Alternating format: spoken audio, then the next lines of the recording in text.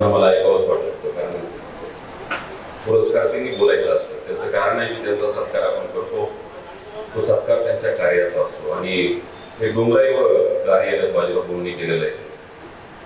बाजीरावभाऊ पहिलं मतदान मी तुम्हाला केलं होतं, म्हणून आपण आमदार झाला असं म्हणतो.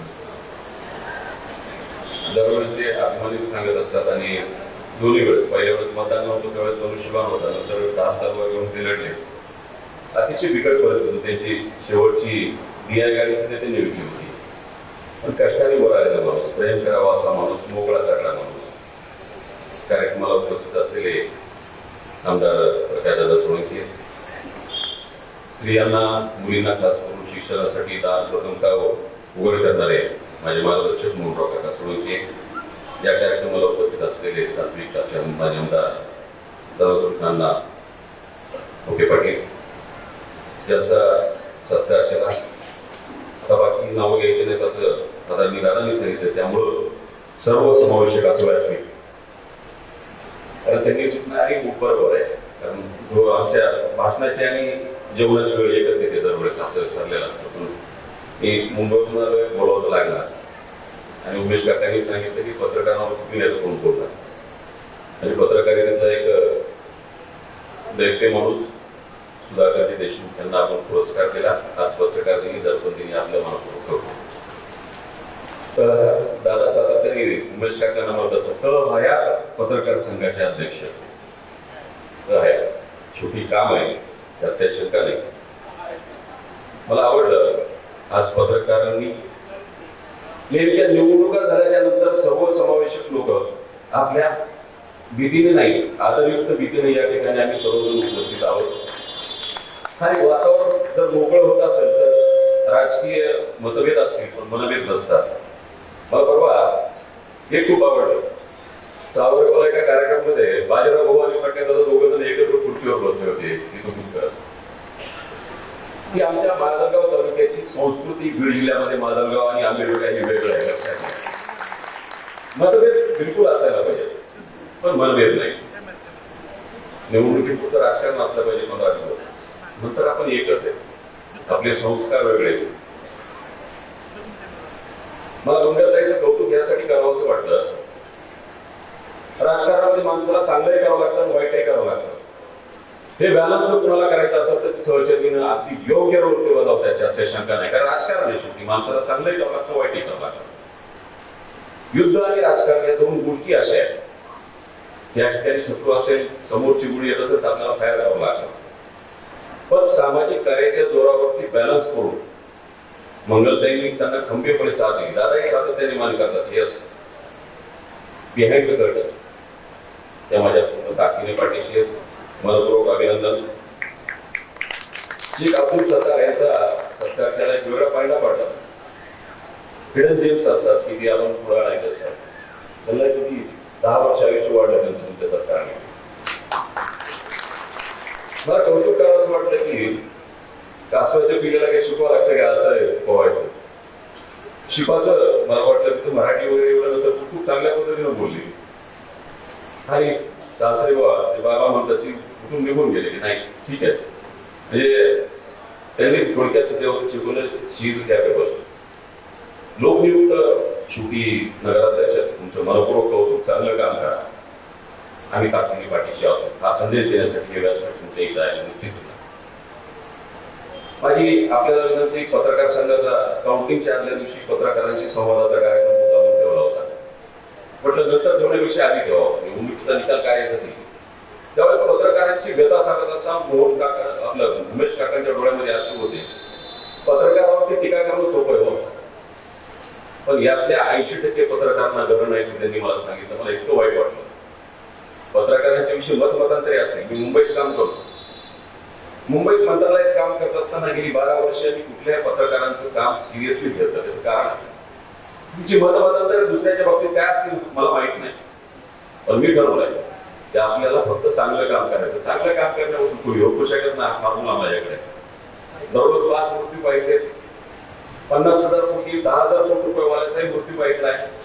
आणि हेही पाहिजे की प्रचंड पैसा असताना त्यांची मुलं त्या दवाखान्याचं बिल न भरणारी मुलंही पाहिजे. त्यामुळे लक्षात आलं की पैसा किती असला पाहिजे, माणसाकडे पैसा किती असला पाहिजे, त्याच्या शब्दामध्ये एवढी ताकद असली पाहिजे की पैसा त्याच्याकडे स्वतःहून आला पाहिजे. आणि माझं लोकांना कधी अभिमान वाटेल अशा पद्धतीने प्रत्येक पदाला न्याय देण्याचा प्रामाणिक प्रयत्न मी सातत्याने करत राहणार. कार्यक्रमात येत असताना मी ठरवलं होतं की आज पत्रकारांवरती बोलायचं. दर्पण म्हणजे आरसा. जरी 1832 साली बाळशास्त्री जांभेकरांनी हा जर दर्पण नावाचं साप्ताहिक काढलं असेल, कारण त्यावेळेस साप्ताहिकाला महत्व होतं. आहे त्या भाषेमध्ये त्यावेळेस लिखाण केलं जायचं, त्यामध्ये रसवदीर्घ सूत्र होत्या, परंतु ती मराठी भाषा होती, ती आपुलकीची होती. अरे आरसा म्हणजे काय? प्रत्येक माणसाच्या आयुष्यामध्ये आरसा असला पाहिजे असं मला वाटतं. मी मुख्यमंत्री वैद्यकीय सहायता कक्षात होतो त्यावेळेस पहिल्या 3 लोक आले.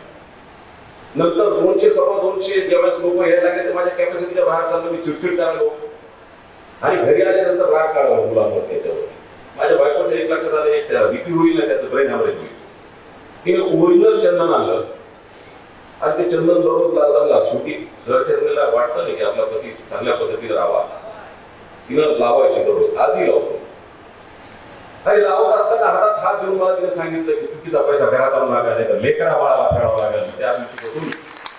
त्या दिवशीपासून आजपर्यंत मी आरशामध्ये दररोज माझा मी नजर टाकतो आणि बघतो माझी नजर कधी चुकली नाही, कारण चुकीचं काम करायचं नाही. आज आंतरराष्ट्रीय पातळीवरती काल व्हेनेझुएलाच्या निकोलस माडुरोला अटॅक झाल्याच्या नंतर माझ्या डोळ्यासमोर आला व्हिएतनाम. पत्रकाराची ताकद काय असते, आंतरराष्ट्रीय पत्रकाराची ताकद काय असते, का साध्या पत्रकाराची काय ताकद असते? ज्यावेळेस 8 जून 1972 साली यादवी आणि दुष्काळाचं भयान सावट पडलं तर अमेरिकेचं आणि व्हिएतनामचं युद्ध सुरू होतं. अनेक आंतरराष्ट्रीय पत्रकारांना ते युद्ध कव्हरेज करण्यासाठी बोलवलं होतं. त्यापैकी एक निखिल ड्युटी नावाचा एक पत्रकार होता आणि त्यांनी आपल्या फोटोमध्ये त्या बॉम्बस्फोटाच्या गोळीबाराच्या वातावरणामध्ये एका 9 वर्षाच्या मुलीचं पिक्चर कॅप्चर केलं. आणि सकाळी निफाम गर्ल म्हणून त्याच्यावरती आर्टिकल आला की 9 वर्षाची मुलगी निर्वस्त्र त्या ह्याच्यामध्ये फिरत होती, जखमी झालेली मुलगी निर्वस्त्र फिरत होती. सकाळच्या वर्तमानपत्रामध्ये ज्यावेळेस तो निफाम गर्लचा फोटो आला, अमेरिकेला देखील युद्ध थांबवावं लागलं, कारण तो असोसिएट प्रोफेसर पत्रकार होता. इतकी ताकद पत्रकारांच्या लेखीमध्ये आहे. पत्रकारांची ताकद आपल्याला nation is born with its own existence. स्वतःची जाणीव झाली तर कळतं की आपल्या ताकदीत, आपल्या पत्रकारितेमध्ये किती ताकद आहे. मी जास्त वेळ बोलत नाही. प्लस मेरिट्स आणि डिमेरिट्स असतात पत्रकारितेत. 1993 ला सुदानमध्ये यादवी युद्ध सुरू होतं आणि भयानक दुष्काळ पडला. त्यावेळेस देखील आंतरराष्ट्रीय पत्रकारांना ते कव्हरेज करण्यासाठी बोलवलं आणि त्या ठिकाणी केविन कार्टर नावाचा एक पत्रकार आपला कॅमेरा घेऊन तिथे गेला आणि त्याने फोटो काढला. आजपर्यंतच्या इतिहासामध्ये सगळ्यात भयानक असा फोटो होता.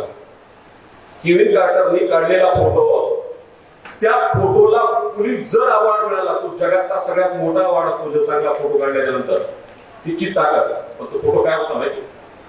फोटो असा होता, युद्धामध्ये अन्न वाचून तडफडणारा एक मुलगा, अन्न पाण्याने असा मृत्यूच्या दारेमध्ये असलेला एक मुलगा आणि त्याच्या पाठीमागे असलेलं एक गिधाड त्याच्या मृत्यूची वाट पाहत आहे. आणि हा फोटो ज्यावेळेस जगात प्रसिद्ध झाला आणि पोलीस जर अवॉर्ड त्याला मिळाल्याच्या नंतर अनेक कौतुकाचे 20 फोन आले असते, परंतु 80 टीकेचे फोन आले. अरे त्या मुलाला थोडस अन्न तरी द्यायचं ना फोटो काढण्यापेक्षा. 80 फोन असे आल्याच्या नंतर तो पत्रकार थापून उत्तर देत होता, सांगत होता की मला आंतरराष्ट्रीय बंधन होते आणि आम्हाला सांगितलं होतं की अशा लोकांच्या जवळ जाऊ नका जे युद्धजन्य परिस्थितीमध्ये लढतायत, हे करतायत. पण तो युद्धजन्य परिस्थितीमध्ये लढत नव्हता, मृत्यूच्या दाढेमध्ये दुष्काळासाठी झुंजत होता. त्या युद्धाच्या पार्श्वयुद्धाच्या ह्याच्यामध्ये तो झंझत होता आणि इतके फोन आल्याच्या नंतर केविन कार्टरने आत्महत्या केली. ही संवेदनशील पत्रकारिता. पत्रकारांना एक ग्रंथीबाजी, ज्यावेळेस समोर डोळ्यासमोर दिसतं त्यावेळेस मनाचा ऐका. ज्यावेळेस कायदा श्रेष्ठ की माणसाचा जीव श्रेष्ठ असेल, त्यावेळेस मुख्यमंत्री वैद्यकीय सहायता कक्ष असो किंवा आयुष्मान असो, या मार्फत कायदा तोडला नाही, कायद्याची चौकट मोठी करून सामान्य माणसाला न्याय देणं हेच खराचं पदाचं मौल्यमापन असतं. मी शेवटला कानपूरला एक दंगल चालू होती स्वातंत्र्यपूर्व काळामध्ये. पत्रकार गणेश विद्यार्थी नावाचा एक पत्रकार होता. तो फक्त लिहित बसला नाही, ती दंगल थांबण्यासाठी तो त्या दंगलग्रस्त भागात आला. दुर्दैवाने त्याचा मृत्यू झाला. पण मृत्यू होत असताना अर्धवट राहिलेली बातमी पत्रकारांनी स्वतःच्या रक्ताने लिहिलेले एवढे चांगले पत्रकार या भारताच्या भूमीत आहेत. म्हणून पत्रकार हे आरसा आहे. जरी आम्ही डॉक्टर असू तर सामाजिक जीवनाचा आरसा हा पत्रकार असतो आणि त्याचे योग्य मूल्यमापन केलं, योग्य लिखाण केलं तरच प्रशासन व्यवस्थित काम करतं. हा इतिहास आहे. मी आयुष्यमानचा कॅम्प घ्या म्हटलं होतं, त्यांनी सांगितलं आता नंतर घेऊ, हरकत नाही, आज जाहीर करतो तुम्ही किती कॅम्प लावा. माजलगाव तालुक्यातलं जेवढे आयुष्यमानचे धारक असतील, कारण मी त्या योजनेचा अध्यक्ष आहे, त्या सगळ्या लोकांचे कार्ड काढून मोफत उपचारासाठी, कारण 22 लाखापर्यंत उपचाराची मर्यादा झाली, ट्रान्सप्लांट इन्क्लूड केले, लिव्हर, हार्ट, बोनमॅरो ट्रान्सप्लांट आणि 5 लाख रुपयाचा लाभ हा सर्वसामान्य सर्व लोकांना, व्हाईट राशन कार्ड असू, येलो असू किंवा ऑरेंज असू, या सगळ्यांना मिळतो.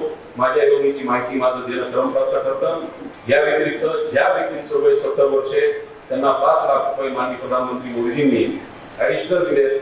या दोन्ही योजना माननीय मुख्यमंत्री देवेंद्रजी फडणवीस साहेब आणि मोदीजींची दोन्ही योजनेचा अध्यक्ष आहे, त्यांनी माझी माजलगावकरांना विनंती, आपले कार्ड काढून घ्या. या पुढच्या काळामध्ये मी अशा पद्धतीचे कॅम्प आपल्या भागात लावणार आहे. आणि त्या दिवशी गृहनिर्माण सोसायटीच्या संदर्भात आपली चर्चा झाली. बाकी चलत राहील, परंतु पत्रकारांना घरं असले पाहिजेत आणि महाराणी अशा पद्धतीचा जी.आर काढलेला आहे. माझी विनंती या नगराध्यक्ष त्यांनी जागा उपलब्ध करून द्यावी. गृहनिर्माण सोसायटी कशी निर्माण करायची ती जबाबदारी माझ्याकडे. धन्यवाद.